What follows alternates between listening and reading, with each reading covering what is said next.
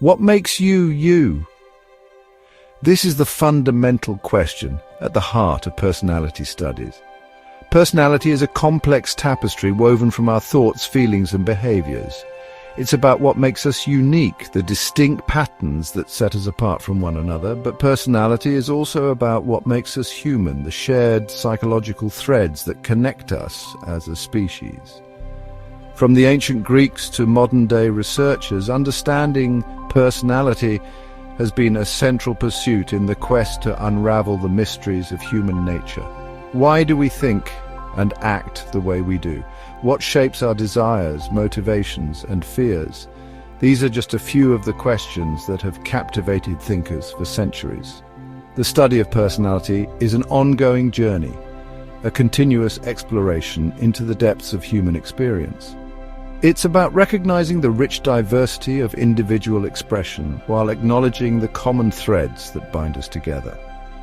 This essay delves into the fascinating world of personality, exploring its historical roots, major theoretical frameworks, and the ongoing debates surrounding its nature and influence. The quest to understand personality is not a modern invention. Long before the advent of psychology as a formal discipline, ancient Greek philosophers grappled with the nature of human character. Empedocles, a philosopher from the 5th century BC, proposed that the universe was composed of 4 basic elements: earth, air, fire, and water. He believed that these elements were also reflected in the human body as 4 humours: black bile, yellow bile, blood, and phlegm. Hippocrates, a physician often hailed as the father of medicine, built upon Empedocles' ideas. He proposed that an individual's temperament or emotional disposition was determined by the balance of these 4 humours. An excess of black bile, for instance, was thought to lead to a melancholic temperament, characterized by sadness and introspection. While these early humoral theories have long been superseded by modern medicine, they represent an important first step in the attempt to link psychological characteristics to biological processes. The influence of Greek thought on Western intellectual tradition is undeniable.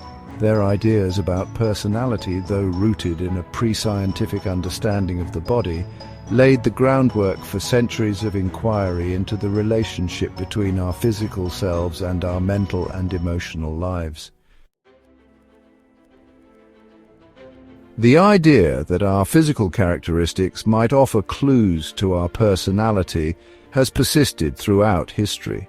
In the early 20th century, this notion was explored more systematically by researchers like Ernst Kretschmer and William Sheldon.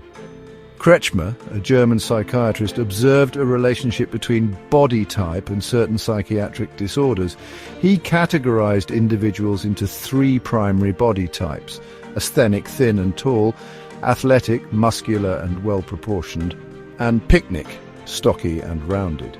Sheldon, an American psychologist, developed a similar system known as somatotyping. He proposed that individuals could be classified into 3 categories based on their body build: endomorphs, soft and rounded; mesomorphs, muscular and athletic; and ectomorphs, thin and linear.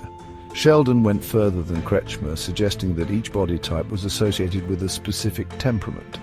For example, endomorphs were characterized as relaxed and sociable, while ectomorphs were seen as introverted and intellectual. While these early attempts to link physique and personality generated considerable interest, they ultimately faced significant criticism. The relationships observed were often weak and inconsistent, and critics argued that cultural biases likely played a role in shaping these perceived associations. While the idea that our bodies might hold clues to our personalities remains intriguing, it is clear that the relationship is far more complex than these early theories suggested. The late 19th and early 20th centuries witnessed a profound shift in our understanding of the human mind with the emergence of psychoanalysis. At the forefront of this revolution was Sigmund Freud, an Austrian neurologist whose theories would profoundly influence not only psychology but also art, literature, and popular culture. Freud's work departed radically from previous conceptions of the mind by proposing that much of our mental life operates outside of conscious awareness. He argued that the unconscious, a vast reservoir of thoughts, feelings, and desires hidden from view, exerts a powerful influence on our behavior. Freud likened the mind to an iceberg, with the conscious mind representing the tip visible above the surface, and the unconscious mind the much larger mass hidden below. Central to Freud's theory was the concept of psychic determinism, the idea that no thought, feeling, or behavior is accidental. He believed that all psychological events are caused by unconscious drives and conflicts, particularly those related to sex and aggression. To explain how these unconscious forces shape personality, Freud developed a structural model of the mind consisting of the ID, ego, and superego. Section 5. Diverging Paths: Jung and Adler's Contributions to Understanding the Self. While Sigmund Freud's psychoanalytic theories laid the groundwork for understanding the unconscious mind, his ideas also sparked debate and led to the development of alternative perspectives within the field. Two of his most prominent contemporaries, Carl Jung and Alfred Adler, initially followed in Freud's footsteps, but eventually diverged to chart their own paths in exploring the complexities of personality. Carl Jung, a Swiss psychiatrist, delved into the realm of symbolism and the collective unconscious, a shared reservoir of archetypes and primordial images he believed to be inherited from our ancestors. He proposed that these archetypes, such as the hero, the shadow, and the anima animus, represent universal patterns of human experience that influence our perceptions and behaviors. Jung's work emphasized the importance of individuation, a lifelong process of psychological integration and self-discovery. Alfred Adler, an Austrian physician, shifted the focus from unconscious drives to social influences and the individual's striving for superiority. He believed that feelings of inferiority stemming from childhood experiences could motivate individuals to compensate for perceived weaknesses, driving them to achieve and excel. Adler's concept of the inferiority complex and his emphasis on the importance of social interest highlighted the role of interpersonal relationships and the individual's place within society in shaping personality. Both Jung and Adler left an indelible mark on the field of psychology, expanding upon and challenging Freudian concepts to offer their own unique perspectives on the human psyche. Their contributions underscored the complexity of personality development and the interplay of biological, psychological, and social factors in shaping who we become. Section 6. Traits identifying consistent patterns in our psychological makeup. While psychoanalytic theories delved into the depths of the unconscious, another approach to understanding personality emerged, focusing on identifying and measuring stable patterns of thoughts, feelings, and behaviors known as traits. Trait theorists sought to categorize and quantify these enduring dispositions, aiming to develop a scientific framework for describing and predicting individual differences. One of the most influential figures in trait theory was Gordon Allport, an American psychologist who emphasized the uniqueness of each individual's personality. Allport believed that traits were real entities within an individual that determined behavior. He distinguished between cardinal traits, which dominate an individual's entire personality, central traits, which are the basic building blocks of personality, and secondary traits, which are more situational and less consistent. Another prominent trait theorist, Raymond Cattell, employed a statistical technique called factor analysis to identify clusters of traits that tend to occur together. His research led him to propose a 16-factor model of personality, encompassing traits such as warmth, reasoning ability, emotional stability, and dominance. Trait theories provided a more objective and measurable approach to personality assessment, leading to the development of numerous personality inventories and questionnaires. These instruments aim to quantify an individual's standing on various trait dimensions, providing insights into their characteristic ways of thinking, feeling, and behaving. Section 7. The situation. Debate: do our traits hold steady, or does context dictate behavior? While trait theories gained prominence for their emphasis on stable personality characteristics, a wave of criticism emerged, challenging the notion that traits alone could fully account for the complexities of human behavior.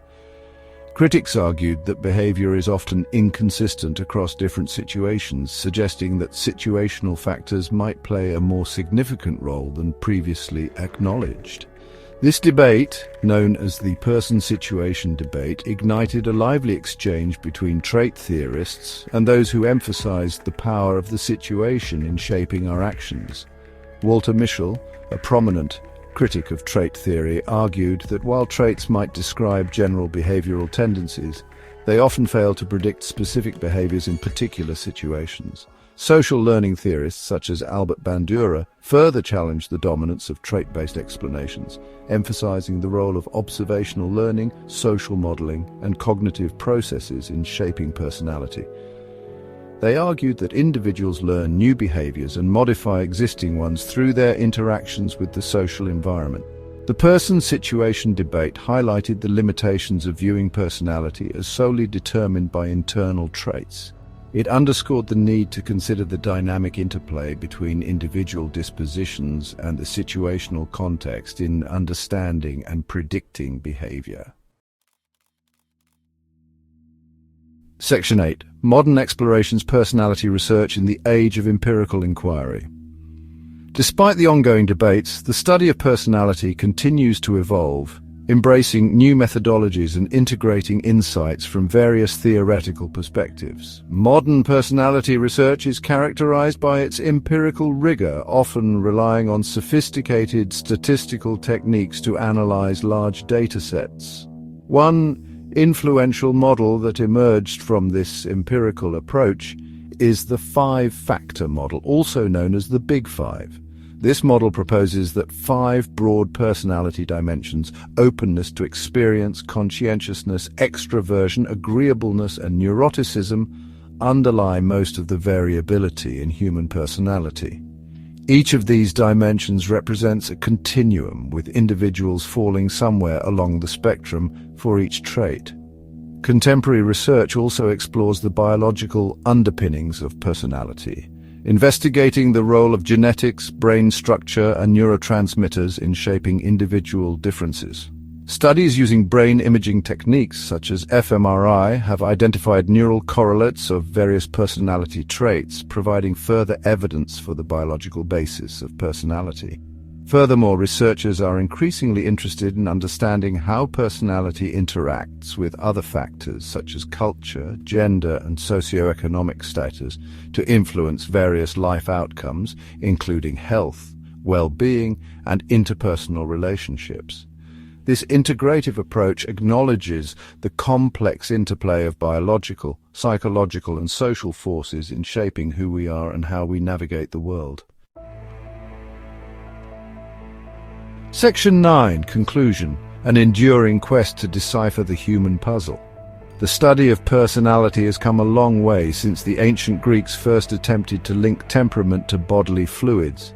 From the depths of the unconscious to the measurable dimensions of traits, from the power of the situation to the biological underpinnings of individual differences, our understanding of this complex and multifaceted construct has continuously expanded and evolved. While no single theory can fully capture the richness and complexity of human personality, each perspective offers valuable insights into the puzzle of human nature. The enduring quest to understand what makes us who we are continues to drive research and inspire new discoveries, reminding us that the journey of self-discovery is both universal and profoundly personal. As we delve deeper into the intricacies of personality, we gain a greater appreciation for the unique tapestry of human experience and the remarkable diversity that characterizes our species.